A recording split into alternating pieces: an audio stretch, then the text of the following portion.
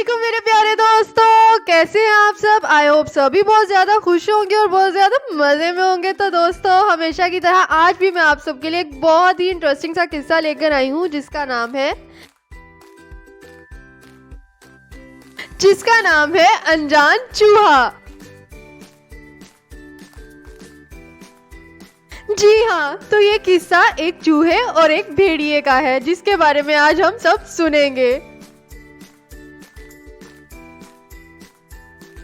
लेकिन इससे भी पहले कि मैं आप सबसे इस किस्से को शेयर करूं, मैं कुछ सवालात इस किस्से के बारे में आप सबको बताती हूं, जिसके सवालात के जवाबात आपको आज के मेरे इस किस्से में मिलेंगे। तो ये सवालात हैं, अनजान चूहा भेड़िए से किस तरह मिला? चूहे ने भेड़िए की मदद किस तरह से की? भेड़िया किस तरह शिकारियों के जाल में फंस गया? चूहे को देखकर भेड़िए की नीयत किस तरह बदल गई?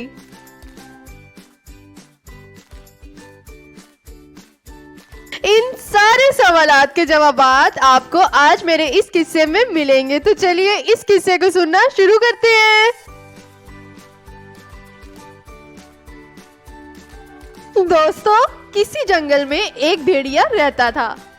एक दिन वो भेड़िया एक शिकारी के जाल में फंस गया। ये भेड़िया इस जाल में बहुत ही बुरे तरीके से फंस गया था और निकलना इसके लिए नामुमकिन भी था। भेड़िए ने बहुत जोर लगाया मगर जाल से निकल ना पाया, बल्कि इसमें और उलझकर रह गया।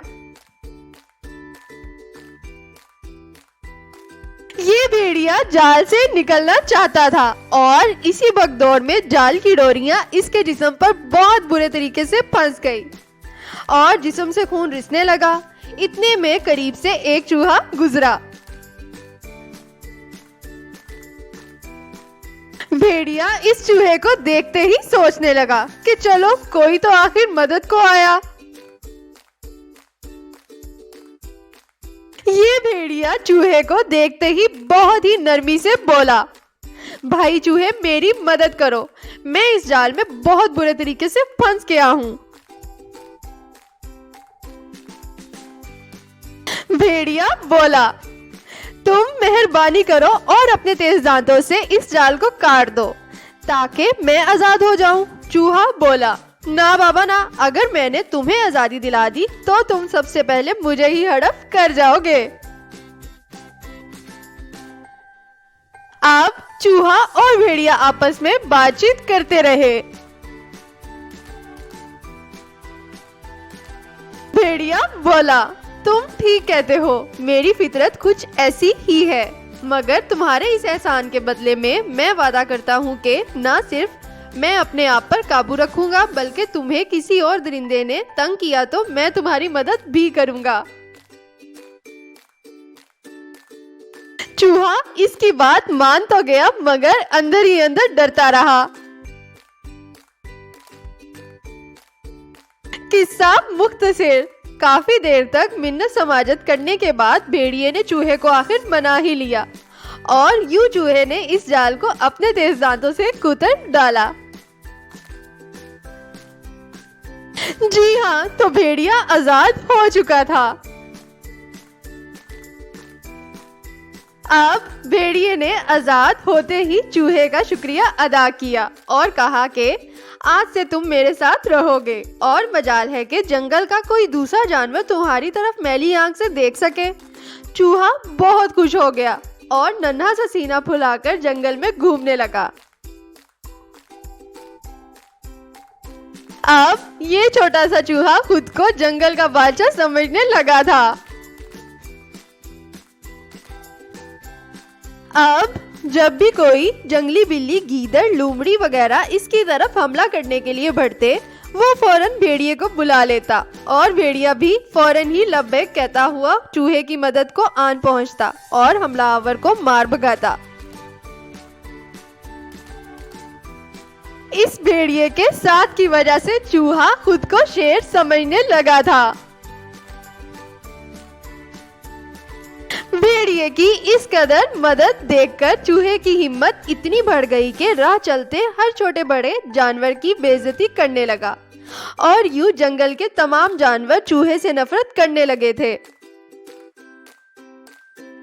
ये चूहा सबसे बड़ा बनने लगा था। एक दिन शिकारियों का फिर से जंगल में गुजर हुआ। एक दिन कुछ शिकारी दोबारा जंगल में आए और इन्होंने भेड़िए पर गोली चलाई। गोली भेड़िए की टांग पर लगी पर जान बच गई।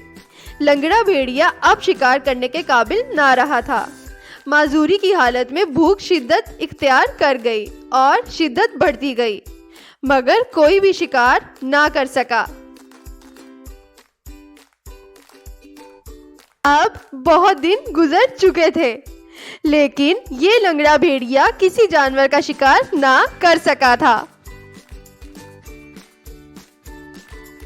दूसरी तरफ इस चूहे की हिम्मत इतनी बढ़ गई थी कि इसने राह चलती हुई एक लोमड़ी की बेइज्जती कर डाली थी। चूहे की इस हरकत पर लोमड़ी शदीद गुस्से में आ गई। अब लोमड़ी गुस्से में आकर चूहे को पकड़ने के लिए इसकी तरफ लपकी, तो चूहा फौरन भागकर भेड़िए के पास आ गया। लोमड़ी ये देखकर दूर ही रुक गई। अब लोमड़ी रुक गई थी, मगर मोटे ताजे चूहे को देखकर भेड़िए की नीयत में फतूर आ गया और भूख चमक उठी। भेड़िए ने एक ही पंजा मारकर चूहे को दबोच लिया।